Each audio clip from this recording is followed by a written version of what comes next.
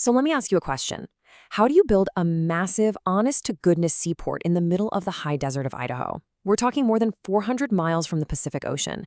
I mean, it sounds completely impossible, right? Well, it's not. It's the real story of the Snake River, a century-long saga of incredible ambition, mind-boggling engineering, and, as we'll see, some profound and often unforeseen consequences. So let's dive into this river of conflict. Here's how we're going to break it all down. We'll start with the river's raw natural power.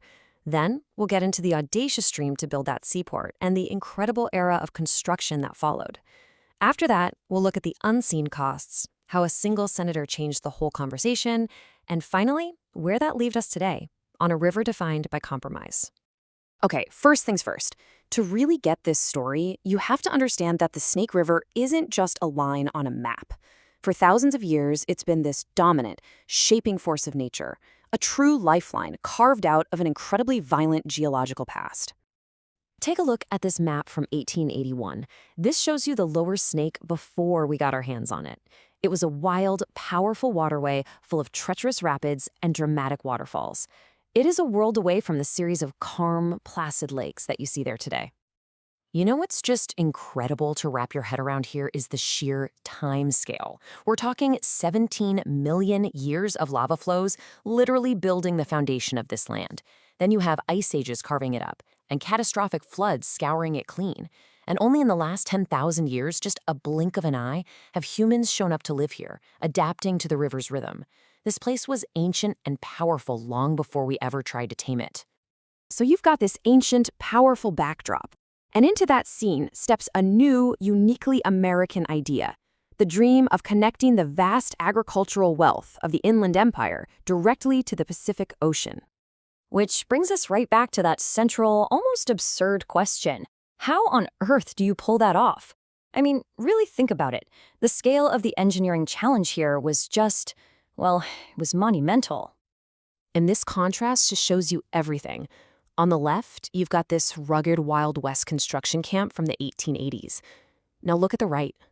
The modern, meticulously engineered levee system that turned Lewiston, Idaho into a seaport.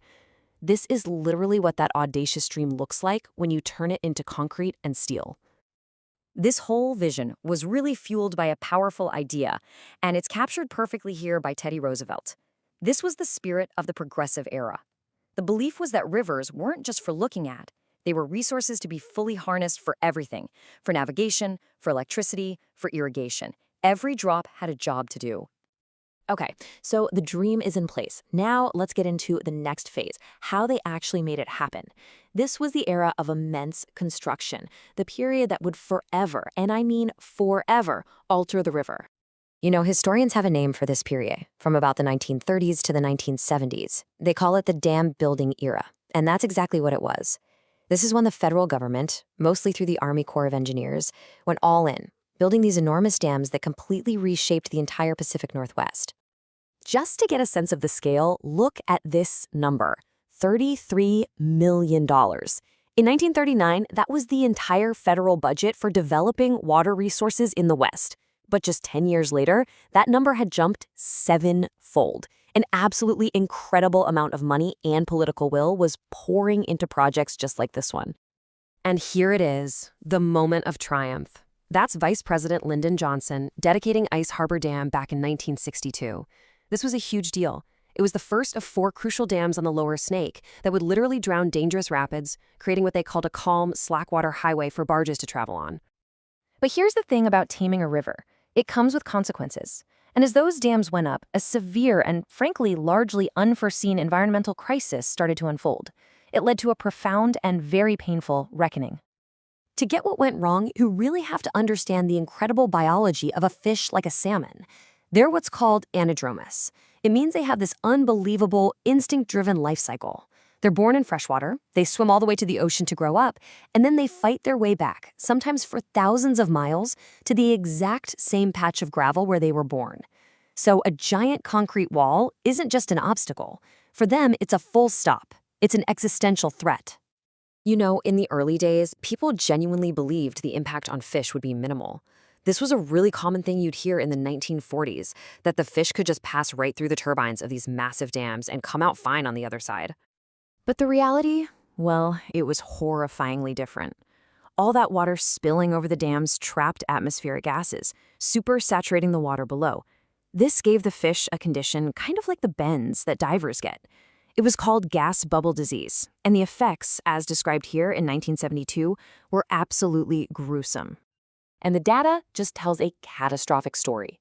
In just 1 year, the estimated mortality rate for young salmon from this one issue, just the gas bubbles, jumped from 20% to a staggering 70%. The river's ecosystem was in a state of total collapse.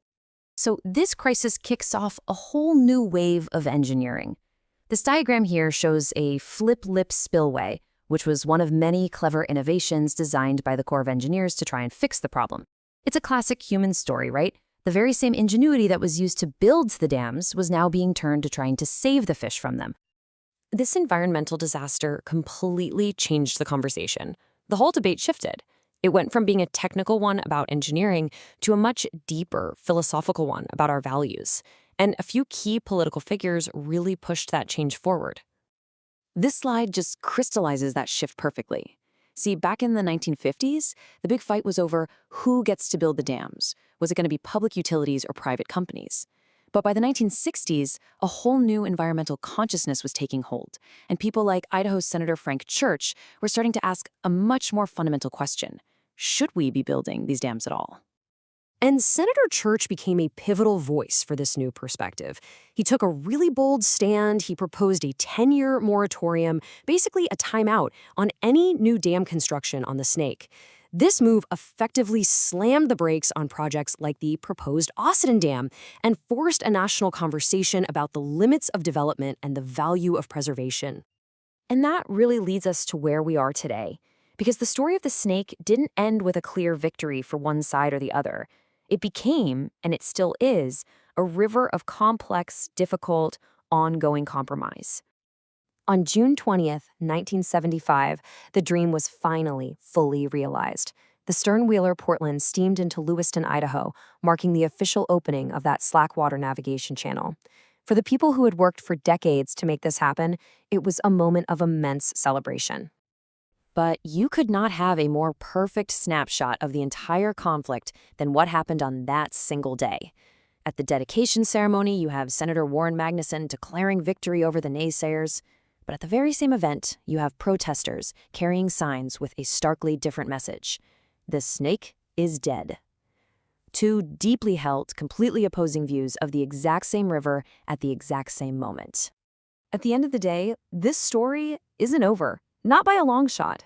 For 10,000 years, this river has been a lifeline for ancient peoples, for pioneers, for farmers, for industry. The real question for us, looking forward, is what kind of compromises between power, commerce, and nature are going to define its next chapter.